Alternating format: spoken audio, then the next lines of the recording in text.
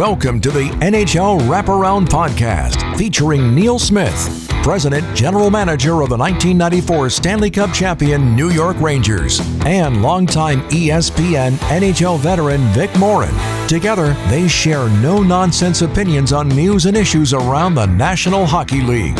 Whether you're a casual or diehard fan, each episode of NHL WrapAround will leave you more informed.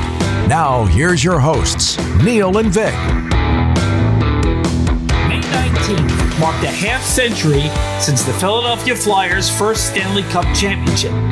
Join us now for a special NHL WrapAround podcast, Reliving the Cup on Broad Street, 50 years later.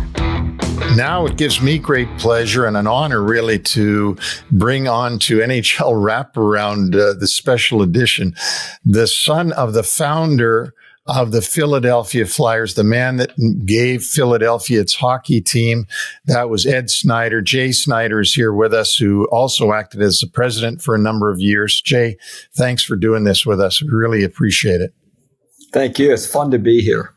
And of course, the man who needs no introduction, who's a Hall of Famer, fantastic. You can't have enough accolades for Bernie Perrant, two-time MVP of the playoffs, and just a tremendous person as well as a tremendous goaltender. And thanks, Bernie, so much for doing this. Thank you. It's my pleasure. Let's have fun.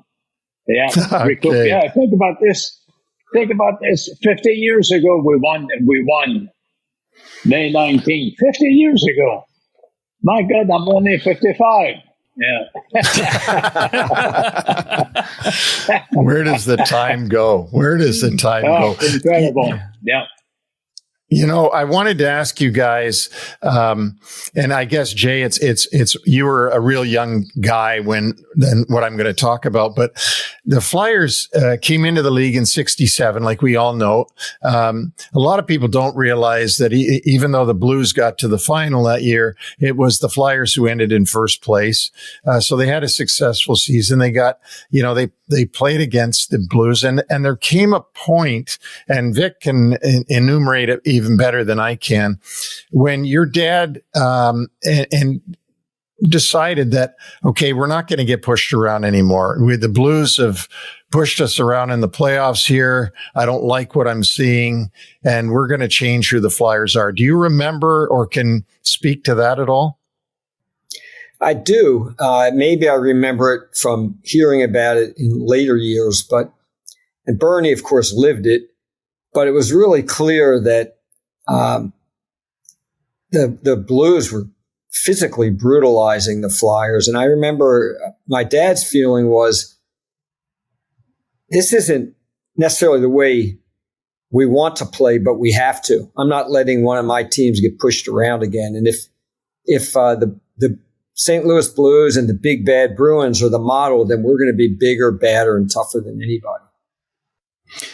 There was an incident, Bernie, and you were on this club in the 68 playoff where Noel Picard, who is probably more famous than anything else for pitchforking Bobby Orr in the air on his winning goal in 1970, but he cold-cocked Claude Laforge. And apparently, Jay and Bernie also, that was the seminal moment when it was recognized that the team had to change its ways to combat the style that the Blues were playing at that time.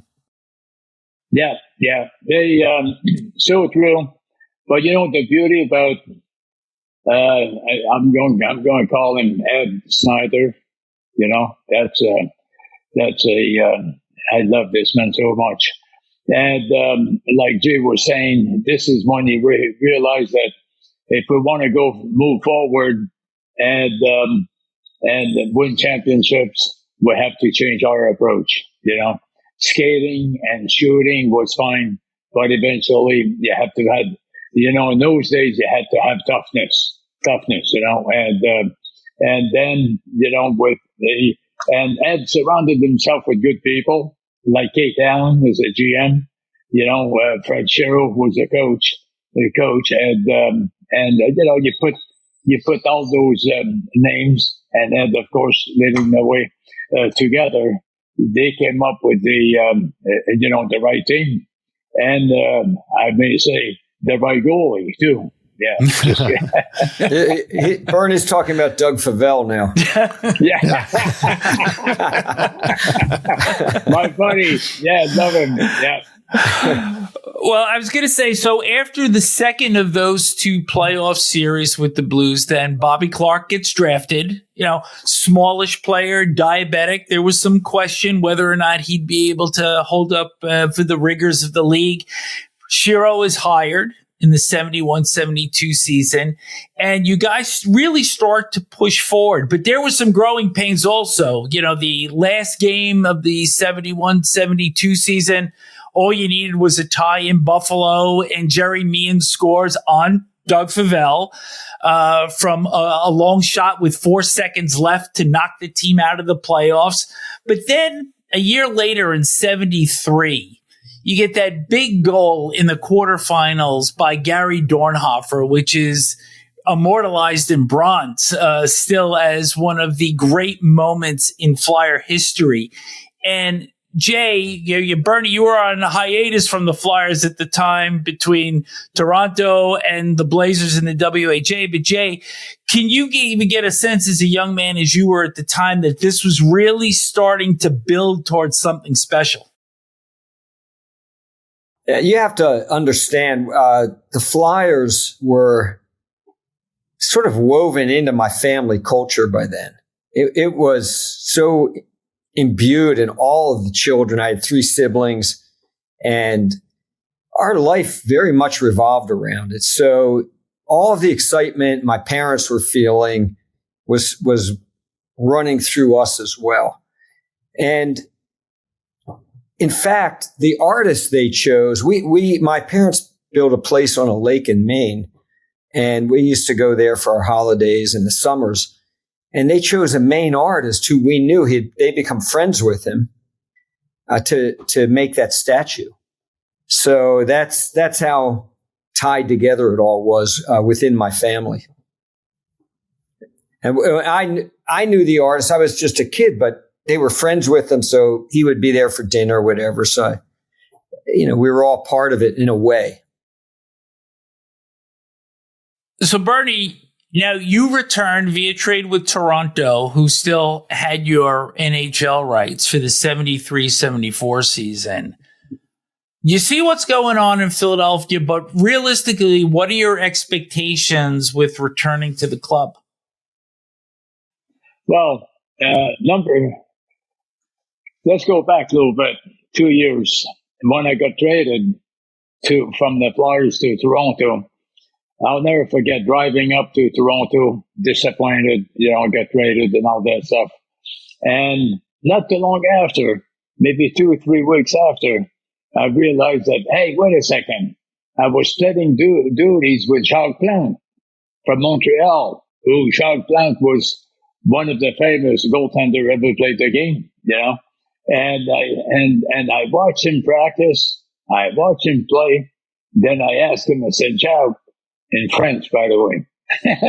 I asked him, I said, hey, can you help me? He said, of course. And I learned from him how to read the plays, how to read my defensemen, different things. And I learned so much from him. 2 years, I played in Toronto, right? And then at the end of the second year, that's when the World Hockey League came in. And I received a phone call, would you like to join us? I thought about it a little bit, and then I said, why not? If it doesn't work out, I'll come back to the National Hockey League. So I said, sure. It didn't work out. We're playing in front of 500 people, which I was used to play in front of 18,000 people. Makes a big difference. So anyway, so I came, I came back National Hockey League. And then this is when Toronto made the deal and traded me back to Philly. Think about this, right? And then when I came in with Philly, the whole team was ready, the whole city, and it was just incredible. And we ended up winning the first championship. Bernie, if I remember correctly, your first pre-season, was it the preseason game back, you let up a lot of goals, wasn't it? It was just, I think, just a preseason game. It was, oh my God, it's like the whole team had a bad game. Well, you know what? Just to show people that the game will get better, folks. Yeah, and it did get better. You know what? I've learned from Clanton as a young kid that you will have situations like this, but you learn from it and then move on and keep thinking positively, and then you move forward and good things happen. Yep. Bernie, I just an overall goaltending question, because I've tried to tell kids this along the way, and you can describe it better than me.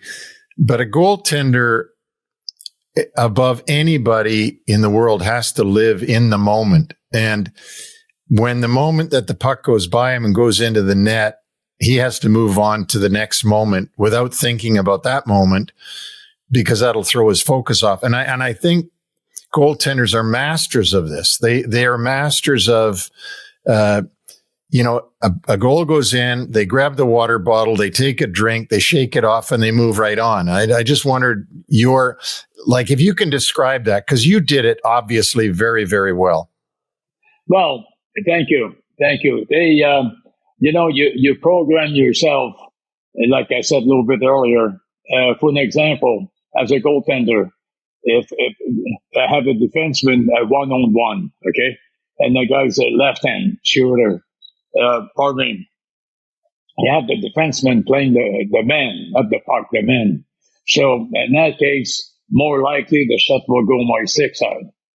And then if it's a right-hand shot, more likely the shot will go on my glove side. So when you're talking about, getting situations sometimes that things aren't going that well, you're able to push that aside and recondition yourself with what you learn and what works for the game. How to study your defenseman, communicate with your defenseman, and then the whole thing comes back together and everything works out.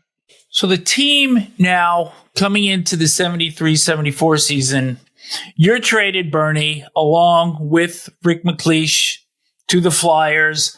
Club is really an interesting construction of draft picks, trades, players from the expansion draft, and this all starts to formulate the Broad Street Bully mentality, which was kind of coined in 72-73 by the Philadelphia Bulletin reporter Jack Chevalier.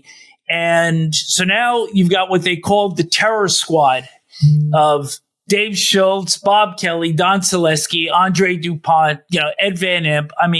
But a real team, Jay, that's kind of built in the image that your father had saw, with some skills, some toughness, and of course, Bernie is the foundation in net. And is this when you just kind of felt, playing off the success of making the semis in 1973, that this club was ready to take the next step? Well, you explained that properly, because as a player, you have to realize that it's not one individual that wins. It's the whole team. And I believe also in life, if you want to succeed in life, you have to be, and I've shared this with a lot of young kids, you have your passion for something in life, and you start going for your passion. A lot of your friends will start laughing and say, forget that, stay with us, find a job, everything will be fine. No. You have a passion for something, push them aside if they don't agree, and keep moving towards your passion. And that's what we ended up as a team of passion. And the passion was to win the Stanley Cup as a team, not just the one individual. And what I mean by a team was the players, coaching staff, management, the crowd in Philly, and on and on and on. That's how we ended up. Because look, at the first Stanley Cup we won, my Lord, we won 1-0. We had a good goalie, but we won 1-0, right? And to beat Boston, when they had Orr, Busick, and all those guys, to beat them 1-0 in a big game like this, was just incredible. But it was incredible because we built that, what I was just talking about, that team effort to win the big game, and to make it happen. And that's how we ended up winning. The whole team participated. Even if one guy only played 2 minutes, his 2 minutes made a big difference. It could have been the goal against us, but the way we felt as it. And then I want to bring Clarkey too. This Clarkey was without Clarkey, I don't know if we would have won those games. Great leader, great individual, and you need leadership too. You need the team, but you need leadership, to make it happen. It was fantastic player. Yep. Well, I do remember this when Bernie came back. I do remember there was a lot of excitement. My dad had a lot of excitement that this is the piece we're missing. I don't know if he felt that we could win the cup, and I don't know what the expectations were for Rick McLeish at that point, but there was a lot of excitement that Bernie coming back was the key ingredient. And he also believed strongly that you build a team from the goal out, from the back end. And that piece was missing. And that there was a solid defense in place in front of Bernie. Also, that to win, you usually have a core of 5-6 leaders. And it's not just one, it's Clarkey, but then who else is going to support him? Who are those key guys? Joe Watson, Ed Van Imp, Bernie, others that were in that squad that, maybe Bernie would know better what the leadership group was, but a lot of that was in place, but the goaltending wasn't. And when Bernie came, the feeling was we really have something now. So you guys, the team goes on to have 50 wins and 112 points. And what I find amazing about that regular season is your longest losing streak was 3 games. That's incredible. Incredible. Yeah, three games. That's when Bobby Orr was in there. No, I'm just kidding. Yeah, I'm joking because he's my friend. My buddy. I'm just joking. But you just said you guys just said it. We had to win the championship like this, 1-0 against a team like Boston. Come on, we had to have the whole city, not just the players, but the crowd. The whole city. I remember stepping on the ice, before the first face-off, and the crowd would be standing up and cheering, and my goodness, just thinking about this again, getting the goosebumps now, just incredible. And the word I use all the time when I look back like this, and yesterday I did the whole day, the one word I use is grateful. When you're grateful, and you visualize what you want to do, universe comes along and makes it happen for you. It's a beautiful, beautiful way to live. Yeah. Well, the losing streak, Bernie, actually took place within the first 5 or 7 games of the season. And, to think that you guys went through the rest of the regular season and the playoffs on such a high. But Jay, I'm going to ask you this first. Do you think that people were taking this team seriously? They were on a 50-win pace all season, well over 100 points. And it seems that this team didn't quite get the recognition until a nationally televised game in February in Montreal. And the whole identity of the Flyers kind of came out with the one-punch knockout by Schultz on John Van Boxmeer. And I know, Bernie, you were there also, bench-clearing brawl. Everybody got to see it. And all of a sudden, the team kind of gets vilified for their style of play. Oh, no, I was going to say, Bernie has to answer this. I don't remember whether it was taken seriously, but what I do remember very well is that the Flyers were the best draw in the league. People love to hate the team, and it was a phenomenon. The write-ups across the country, and there was so much excitement in my household around my dad and mom who was involved. from it. I couldn't speak to your question exactly, but I could tell you the excitement around us and the Flyers and the team traveling and on the road was incredible. But Bernie, of course, lived it on the ice in Montreal. Yeah, it was, you know what, it was cool. But, you know, I want to mention too, the one name, which I'll be grateful for the rest of my life, is Ed Snider. I'll repeat this, Ed Snider. You know, what a great ownership now. A great individual. He cared about the game, you know, and for him to have the ability to choose the right people, you know, to run the team, the whole bit is just incredible. And what a great, you know, loved him. What a great individual.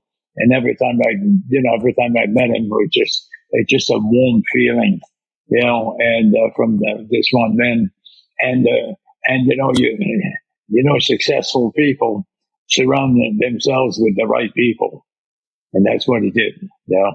And in addition to the players, the people and you know, the management, you know, coaches or whatever, he made a decision. And my God, I'm so grateful for him. And one of these days, we'll be up there, you know, talking to him and talk about what we're talking about now, and we'll rejoice for days and days and days. Hey, Vic, one thing about that Flyers team, there were so many good fighters on that team. I remember Tommy Bladen rarely fought, but when he did, he just stood straight up and punched someone's lights out. Ricky McLeish. I remember when Simone Nollet cut open John Ferguson in Montreal. Wow. You remember that? I mean, and that was Fergie unbelievable. Fergie was a hell of a fighter too. Probably the only guy on that team that couldn't fight was Clarkey, and he started most of them. Well, there were two, Jay. I couldn't fight either. That's why I kept my mask on.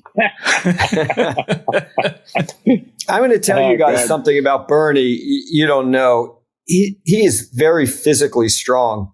We spent some time together after he retired, hunting and so forth. And this man is a bull.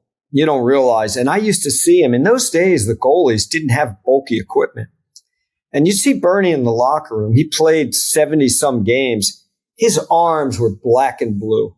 I mean, it was that those arm pads were like nothing. And the pain, he doesn't talk. He's always happy like this. And I'm sure it kept the locker room light. You know, with all the pressure, he wouldn't show it and always has a smile and a good laugh. But the abuse he took, he's never talked about, but I saw it firsthand. Yeah. Well, you know what? That's those black and blue signs. It's a good sign. The puck didn't go in. You know, you know? I made the same. Yeah, it's a good sign. But you know, in the old days, it was more about studying the game than protecting yourself. And you know, it was, and I have to share this with you very quickly here. And I feel sad for the goalies these days. You know, the equipment they're wearing, not for themselves individual, but they, you know, the pads are built in, but they can't move their feet. So, they have to drop to their knees all the time. When you drop to your knees, the puck changes directions, then you can't challenge the shooter or whatever. And then in front of the net, you can't check the players anymore. You know, just like we used to, you know, in the old days. And, that's why I'm so grateful I played when I played, because that's, to me anyway, that's the way the game should be played. Going back, Bernie, to the playoffs start after that incredible regular season, and you guys, of course, sweep the Atlanta 1.0. That's the Atlanta Flames.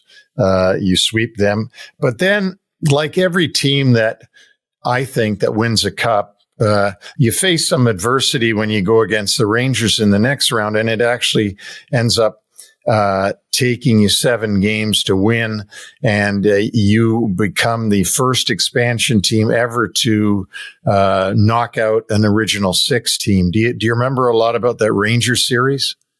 Oh yeah, of course, and we made it 7 games to keep it exciting for the people. No, but the Rangers had a good, they had a great team. They had a lot of good Hatfield, Gilbert, and all those guys. Jack coming in goal, which I'm good friends with those guys all the time. Good people. But when you step on the ice, the friendship disappears. I hate to say this, but because you have a purpose, is to move on, win the games, and move on to the next series. But they were, New York was a type of a team that would bring the best out of you because they were a very good team. Yeah, good people. Neil, I think a very famous thing happened in that Game 7, which was when Dave Schultz fought Dale Rolfe, who was not a fighter. And if you remember that, it was really, there are videos of it. It's hard to watch. It was kind of terrible. But the Rangers, no one jumped in. And it was really I thought by our team and sports writers and everyone at that time that was it. After that, the Rangers, it took the heart out of them. They didn't help this poor guy, and we went on and win that game. I don't know if Bernie remembers it, but I know that was widely thought to be the turning point in Game 7. Yeah, just show you the Rangers, the players who were smart. Nobody wanted to jump in that fight. They was fighting, but this is the togetherness we had as a family, and I will never forget that. Especially we went on the road. In the old days, we used to go out, and if you had a couple of days before a game, we all got together, had a few drinks, a big meal, and stuff like this. We were a family, And somebody hurt one of our family, he paid that price, and all the opposite teams knew that. It was very, very important. Jay, I have a friend of mine, a very dear friend, who's been a Ranger season ticket holder since the 60s. And unbeknownst to him about this podcast or anything else about the Flyers, he has referenced that that incident as disgraceful, not to the Flyers, but to the Rangers, because they didn't jump in. And I think, myself being part of the Rangers during the 90s, that had lived on. That sort of mentality of the Flyers could kick the crap out of the Rangers sort of went on all through the 80s.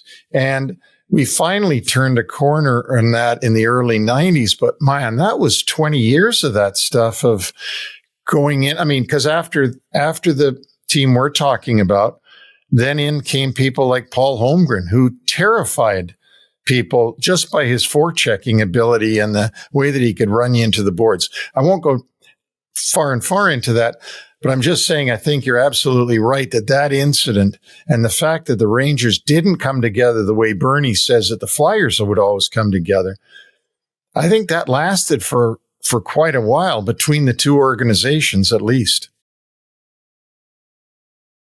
I think part of the lore with that also was that supposedly Rolfe told the Rangers not to jump in because the third man rule was in effect back then. But there was some rough things. I mean, there was hair pulling going on, and it was a pretty ugly incident. But, to your point, Jay, I think that did turn that game around because it was just midway through the first period and the Flyers always seemed to have the upper hand in that game. And Dorney scored the winning goal during the third period, I think, to make it 4-2, and the Rangers got to 4-3 and could never get closer. But there's also an irony with Rolfe because I want to go back a few games in that series, and that you guys really suffered a really serious loss because in overtime of Game 4, Rolfe hit Barry Ashby in the eye with a shot, which wound up being career ending. And it really had to take something for you guys to overcome such a devastating injury to such a meaningful teammate. Yeah, you have a good point there. And Barry was a fantastic defenseman, loved him dearly.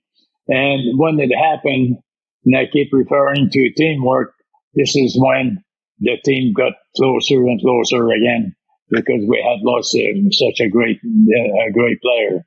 And this is what happened, guys. When you start the season, training camp or whatever, and you have good communication among the players. If anybody gets a cheap shot and gets hurt, somebody has to pay a price for it. And that's doesn't matter what the rules are. Those are our rules. It's very important. So I keep referring to it's called the team effort. You work together, you win together, you lose together. Not too often, but when you lose, you learn with the coaches and the players. You talk about it, and they show the films, and then and then you practice, you make the corrections, and you're good again for the next game. But this situation with with this, I think it was a safe shot from the blue line, I think, and with Barry, and it was just it was a sad situation, that's for sure. Yeah. But you guys managed to overcome it. And so now I want Neil and I to start walking you through the final against Boston. And we really haven't gotten into Fred Shero too much, and we're going to do so now, because I guess before the series even starts, he gives the Bruins a little bit of bulletin board material saying that New York was a tougher opponent than the Bruins were going to be. And I think, Bernie, some of the players were a little bit surprised about that. Yeah, well, you know what? I was, because Freddie was my driver when we went to the airport. We went on the road. Freddie would pick me up and take me to the game and take me to the airport too. So one time we came back from California and we had like 4 or 5 days off coming back. And, I was drinking then, and we're all drinking, and Freddie had a little bit too much, but still he took me home. And then before he dropped me off, he said, you know what? Exactly. I forget a little bit how to get to my house from here. So I explained it, how to get back there and stuff like this. So the next morning at practice, he said, my God, he said, if you would have been Columbus, we'd still be looking for America, he said. Oh, what a good buddy he was. Awesome. Yeah. Good man. Jay, what's the best story you have about Shero? What's this? For Jay. Oh, yeah. Sorry. I mean, I don't think I have many. Although once I did give him a saying, because it was on a little plaque in our house somewhere, and I told it to him, and he used it on the blackboard one day. So players don't know one of those things came from me. But what Bernie in the locker room and in preparation for the Bruins, who had Phil Esposito and Wayne Cashman and Hodge and of course Bobby Orr and all these great players, and I mean, what was the strategy to play against Bobby Orr? Because Bobby Orr back then was obviously the Wayne Gretzky he was the league-wide best player.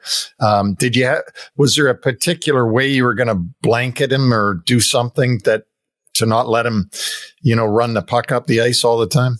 Of course. Orr was a great player, and it was always very important to cover him when he didn't have the puck. And as a team, that's what we would work on.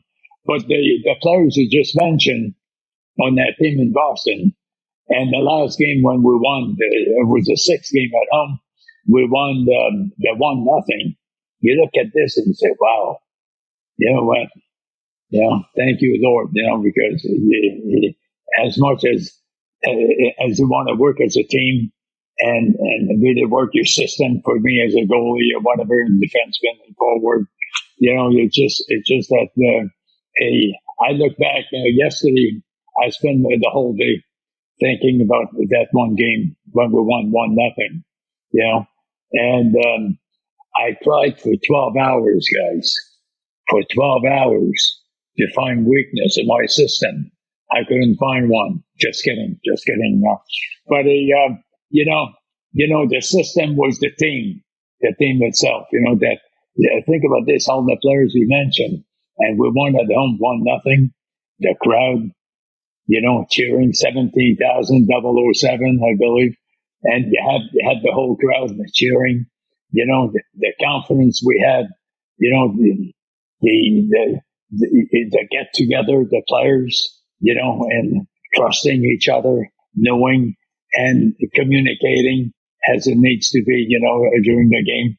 Or just you look back and say, wow, I was part of a beautiful, beautiful, beautiful team. Not just as far as hockey was concerned, but thinking, good people and caring people about each other and the whole bit. And that's how we won. I get pumped right now, just talking about it. It was so beautiful. And you know what was so beautiful?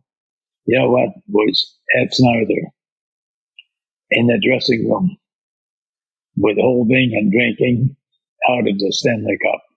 Are you kidding me? It does put tears in my eyes. That is something I'll never forget. And when my day comes, I move on with my life. He's upstairs. He's watching now. He's watching us. And I'm going to sit down with him and have a cup of coffee and talk about the good old days. That's for sure. We won't talk about Jay. Guys. We just talk about the game. Yeah. Well, I say that Dad, he built a lot of businesses, but his passion was one. Always just one. A couple things come to mind. One about Freddie. I remember there was a practice where he had all the players turn their sticks upside down and try to execute the practice with the butt end of their stick. And finally, Clarkie went over and said, Freddie, what are you doing? We're wasting our time here. And Freddie said, yeah, we are. I was waiting for someone to say something. He wanted the players to think. He was revolutionary. And I also remember actually the strategy with Orr to dump the puck in his side all the time, not to avoid him, to wear him down, make him carry the puck all night. That's completely different thinking than any other coach would have had. And it actually reminds me of the famous game against the Red Army. And I remember that so well, where that game started out and the Russians had the puck and they came back into their end and they made 5-6 passes. They're weaving in and out and we're just standing there across the red line waiting for them. And of course, that was the strategy. Make them come to us. Don't chase them. Brilliant. So it completely frustrated them. So I'm sure there's 100 more things like that. But Fred Shero clearly was unorthodox and thought differently than any other coach of that day, I would think.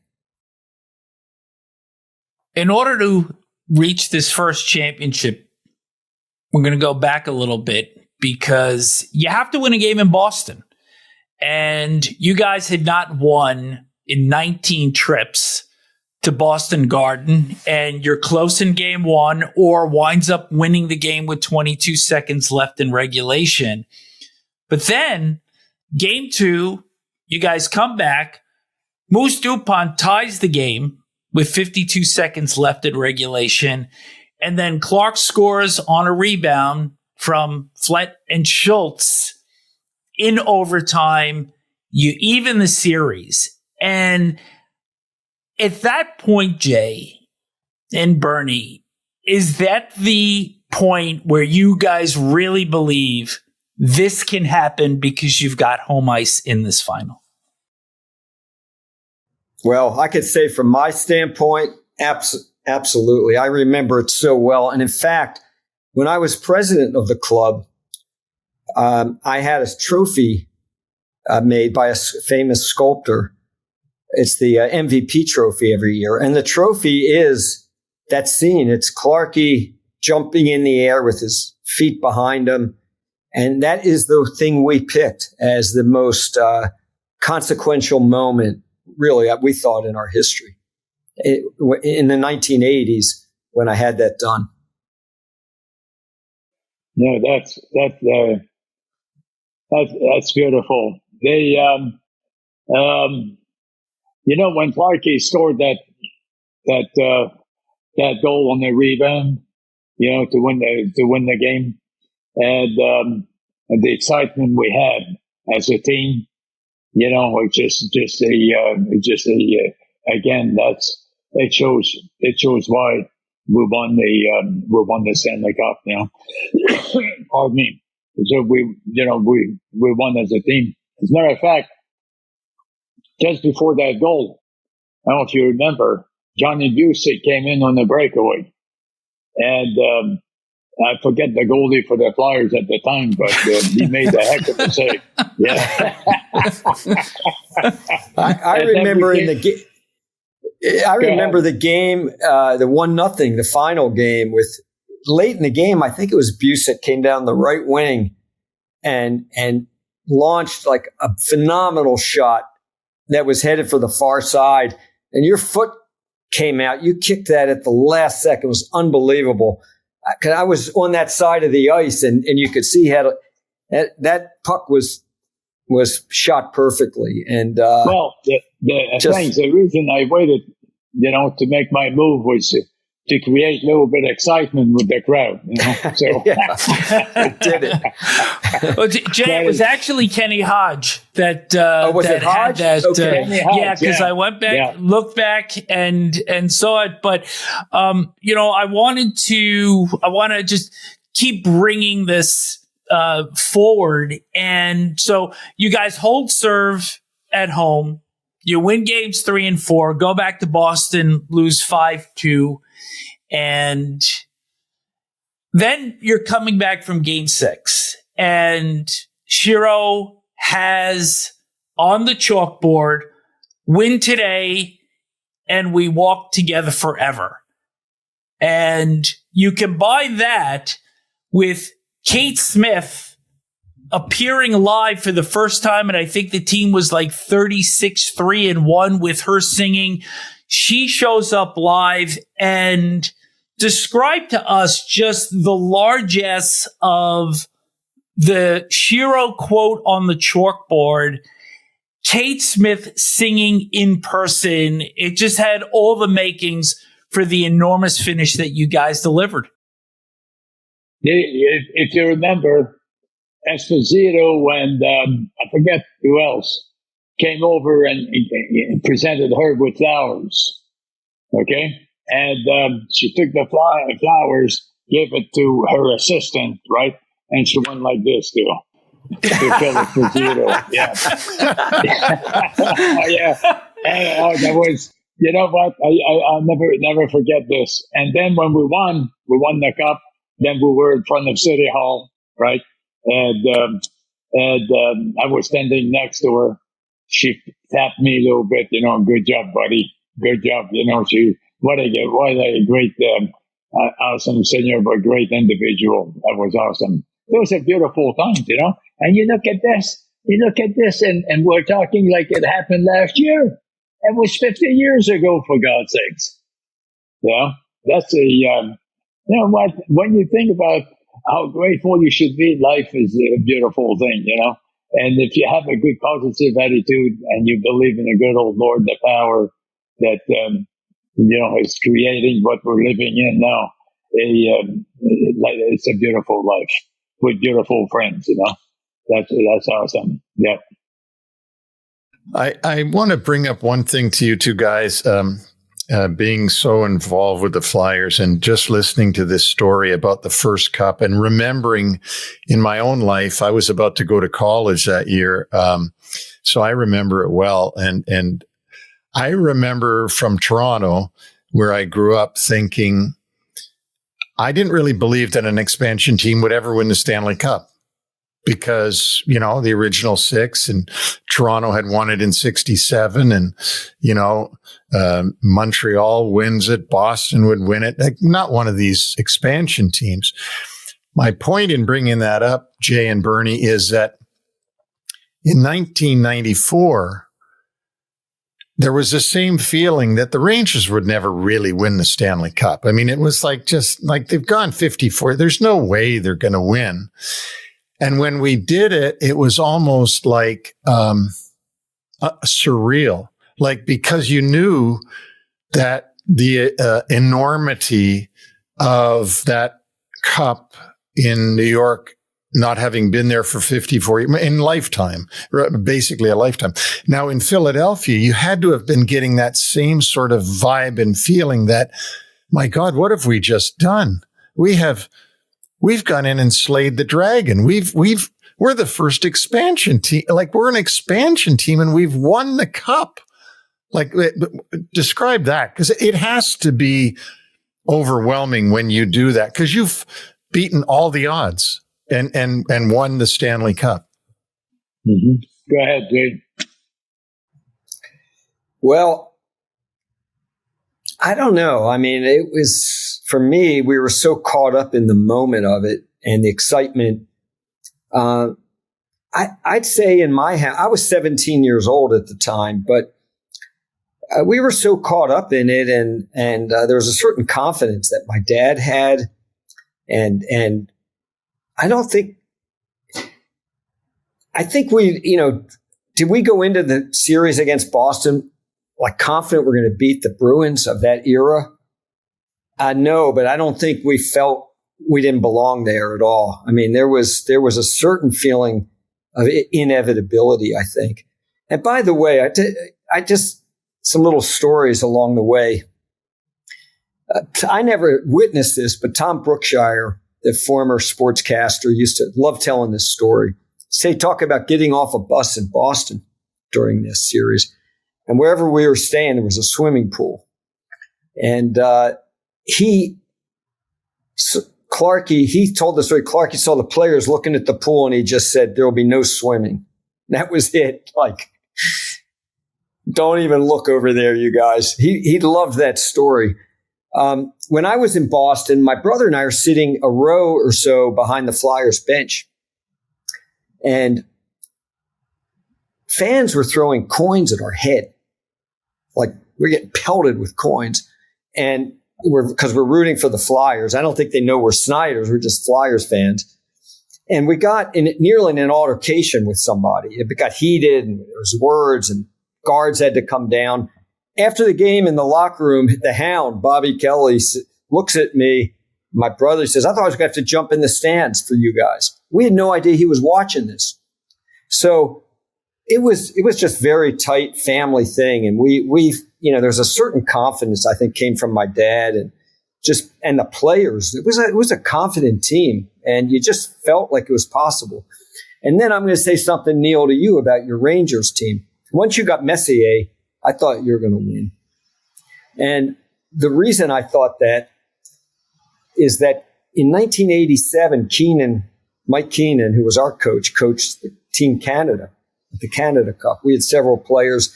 This was a tremendous series. Remember 3 6-5 games in the finals against Russia. And afterwards I said, what did you learn coaching all these players? You had Lemieux and Gretzky and Messier and, you know, team captains, Yzerman probably. I mean, it was just an amazing team. And he said, I learned that Messier is the leader of Edmonton, not Gretzky. And I said, really? Tell me about it. And he said, the guys are in the room, you know, you bring them all together for the first practice and everybody's, you know, joking around, talking. Said suddenly you got like probably 10 team captains in there. Davey Pullen for the Flyers was there. Messier stood up. He said, all right, listen up. This is how it's going to be. And he just took over the room. Keenan said he never had to do anything. Messier just took charge. Nobody appointed him. He appointed himself. When you guys got Messier, I thought, that's like Clarkie. You're going to win. You were right.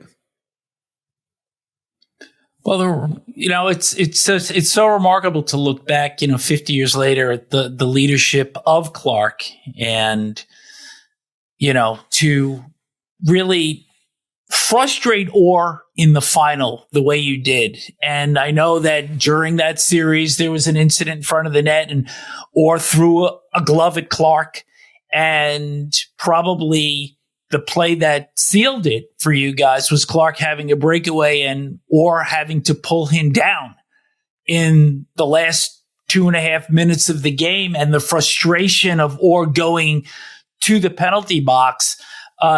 It was almost like that was the culmination of the game plan of dumping the puck in his corner, making him play it, wearing him down, and frustrating him. And just to see that execute to a T, and having your leader, Clark, be right in the middle of it. And Bernie, you with the big saves. And of course, we already talked about, the save on Hodge with 2 minutes left and the classic split save. Nobody looked better on a split than you did, Bernie. Well, you're kind. I thought the uniforms were good on me too. Yeah. Yeah, you know what, when you're in that stage, the world doesn't exist. The crowd is just a sound that you hear, and you're so focused on the game, the world doesn't exist. Nothing exists, and that's the concentration that you need to perform, and in my case, to make a save. I told Ken Hodge, because he skated in front of me after he took the shot. I said, my God, I said, I love the way you shoot, man. You help me make good saves, So he started laughing, but the concentration that you have at that moment is it's beyond, imagination. It's just incredible. And all the players on our team, the crowd, the coaching staff, or whatever, Ed Snider, of course, and that's how that's how we formed that one big team that beat the Boston Bruins, because they had a fantastic, great team. Yeah. I was always humored, when you go back and you look at the video of this and the horn runs out. Do you remember the first thing that you did, Bernie?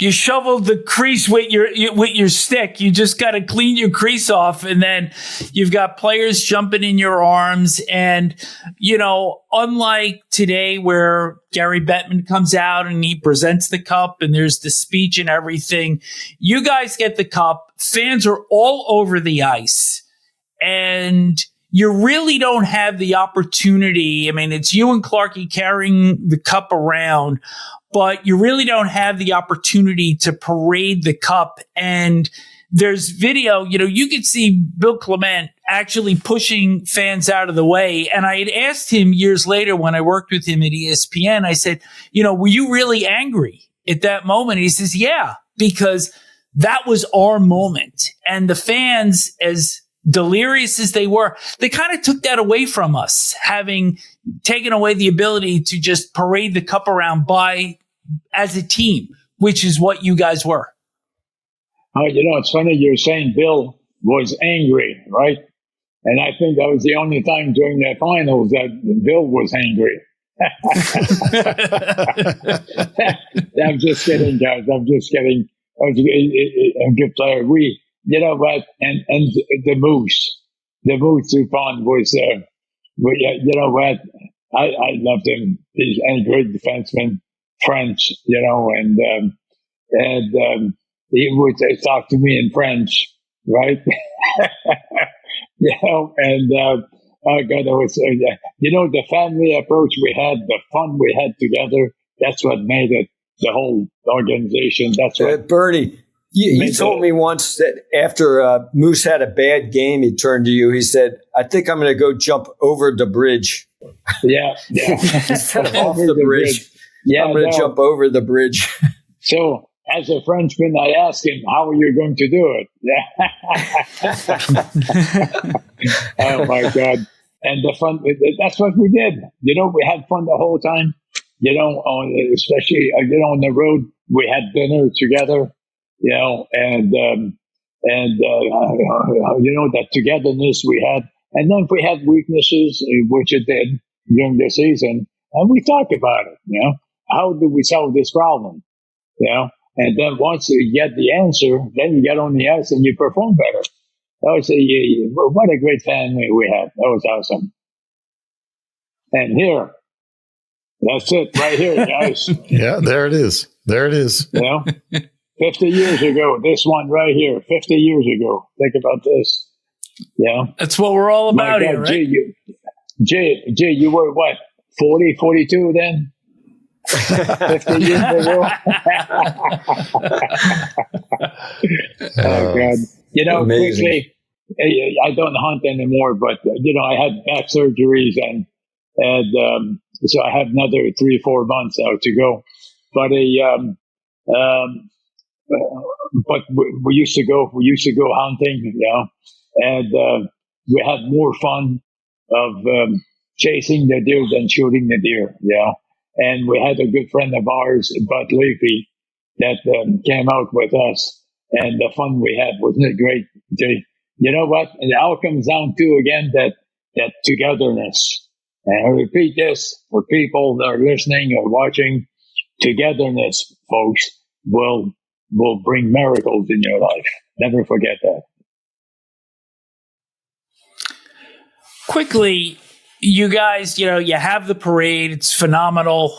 2 million people show up. And then the next season, now you're coming in as favorites. So you have the top record in the league, and you wind up taking out Buffalo in 6 games. And the 6th game, you beat Roger Crozier, Bob Kelly, and Clement score in the 3rd period. Compare the difference of the 2 cups quickly. Well, the first cup was something that, of course, you're going for a Stanley Cup. You're winning. You're in the finals and you won a Stanley Cup.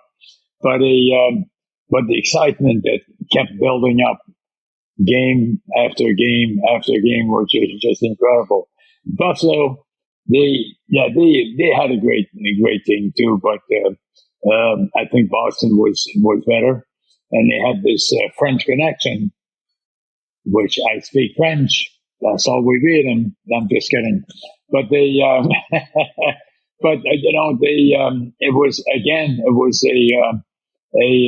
something that became very special, and we went on and beat him. As a matter of fact, beat him in Buffalo, 2-0.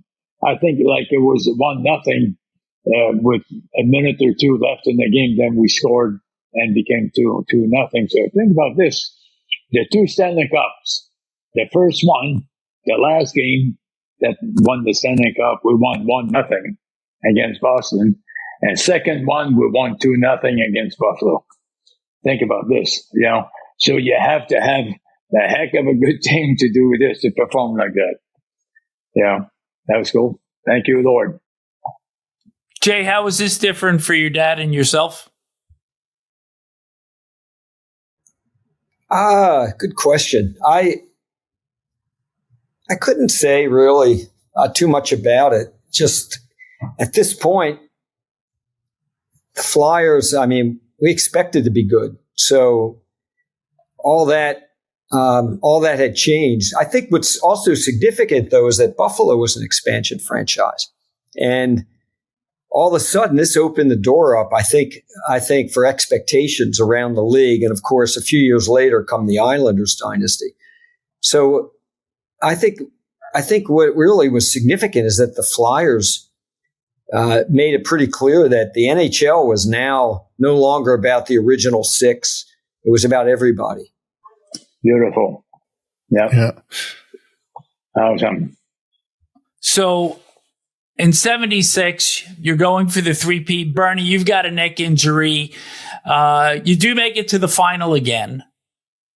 And Wayne Stevenson is playing goal, and you get swept out by the Montreal Canadiens, which to a lot of people, it was almost like the good over evil. It was the Flying Frenchman beating out the Broad Street Bullies. But by that time, the legacy is already there, and it's etched in history. And Bernie, I know for you, nowadays, really starting in the 90s, players got the Stanley Cup to spend a day with. And for you, you had to wait 45 years, and it wasn't until 2019 that you finally got your day with the Cup. So just describe what that meant after 4.5 decades to finally really have that moment. Well, it was, after so many years, like you said, you get the cup. It's like there's no space in between that when we won and enjoying the Stanley Cup, just looking at this beautiful trophy, and you look at it, and then you see your name, your name on the Stanley Cup. Wow. This. I will never forget, never forget. And the players, again, I hate to repeat myself, but the players, the crowd, the people, and the organization, and of course, the king of the kings, Ed Snider. That to me was, I was able to hug the Stanley Cup and give it a big kiss, and my Lord, it was awesome. Yeah. And Jay, for you to see your dad's name on there. Oh, yeah. I remember I went to the Hall of Fame and I saw it there, just in the case. I would say this, though. When Bernie got hurt, the team kept going, and Wayne Stevenson was a competent goalie, but there's no doubt in my mind that cost us that cup. The games, I think 3 of them were 1-goal games, but not only the 1 goal, and not to say he let in bad goals, but the confidence of the team in front of Bernie to take risks, to know that he would bail them out if necessary, changed the whole game for the Flyers. And I really believe that cost us that cup. And who knows what would have happened if Bernie, had stayed healthy for the rest of his natural career. So that hurt. And Montreal, of course, became a dynasty. Now, Neil, Vic, you may remember this, but part of the expansion rules were that Montreal got the first 2 French Canadians picked every year for a number of years. And I don't remember when that ended, but a lot of those players were picked at that time. And when I look at that Montreal team, you can't take from them that they were a great team, but the way that was built was pretty unfair, actually.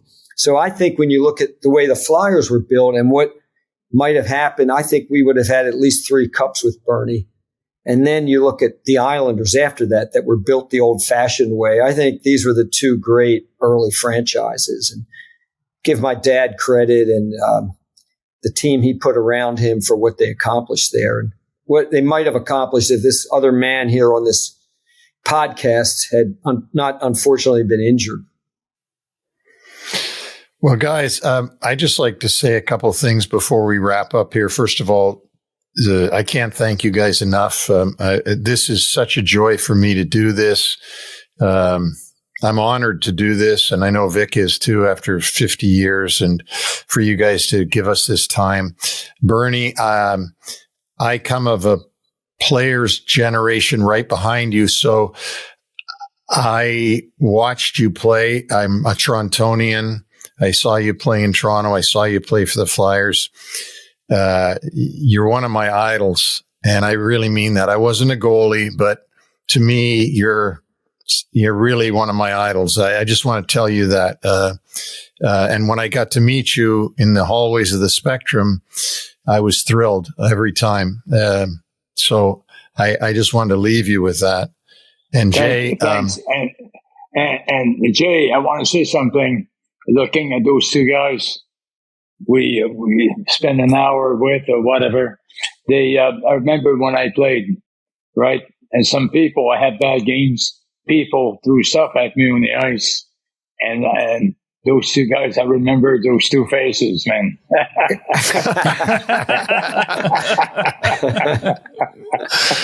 Well, Jay, I want to say something to you. We've known each other a long time, and I think I've said this to you before, but I want this to be public. The thing I most admire about your dad, and I was with the Islanders for a couple of years. So the Flyers were the bad guys to us. And then I was with the Rangers for 11 years. And of course, the Flyers were me and Clarkie went head to head when he was GM. But the one thing I so admire about your dad, and this was really what the Philadelphia Flyers stood for, was they were going to try to win every single year. Whether they made the playoffs or didn't, that didn't have anything to do with it. They were trying as hard as they could. And Mr. Snider was trying to put out, he didn't care about money. He didn't care about anything. He just wanted to win. And you were going to have a tough time in the Spectrum and then in the new building. And I so admire that about your dad. There was very few owners in the league that had that attitude. I think that Mr. Ilitch had that attitude when he got the Detroit Red Wings in '82, and some others did. But they were the teams that you always had to worry about because, just like our famous Lindros episode, they were going to battle you hard to try to be as good as they could be. And I really want to leave that with you that even though we were going against each other, I was in awe of your dad and of the Philadelphia Flyers. Thank you, Neil. It was always a pleasure being associated with you. And my dad, he was a unique person. And this team, he was the team and the team was him, no doubt. It was his passion through and through. Well, his face will always be part of that Flyers logo. You may not see it very clearly, but if you look and you know where to look, you'll see his face in that logo. I truly believe that. So, guys, thanks so much for doing this. We're going to wrap right now, or I could keep going all day and night, but unfortunately, our producers can't. But thank you so much for doing this, and God bless. And Bernie, I hope to see you along the way. Another time, maybe walking in the hallways somewhere in a building. Mm-hmm. Definitely. And you guys are beautiful. And my buddy here, he's, what? How old are you now, Jay? 66.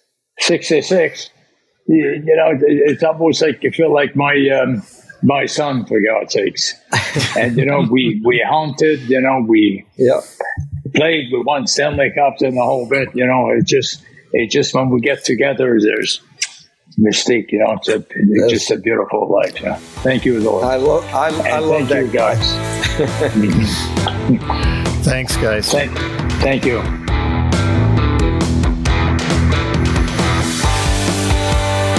Thanks for joining us on the NHL WrapAround podcast. Don't forget to subscribe to stay up to date on all the NHL action.